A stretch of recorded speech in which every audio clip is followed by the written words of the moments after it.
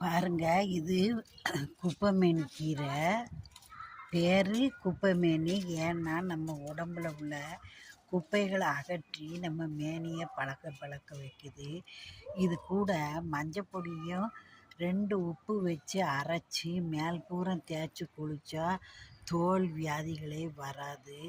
பெண்கள் முகத்துக்கு தேய்ச்சி குளித்தாங்கன்னா பருவெல்லாம் வராது.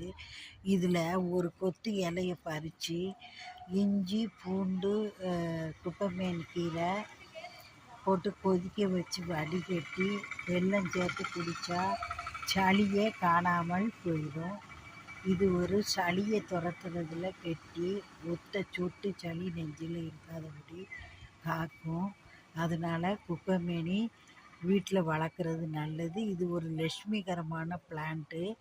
அதனால் தொட்டியில் வச்சு வளர்த்துனா மிகவும் நல்லது.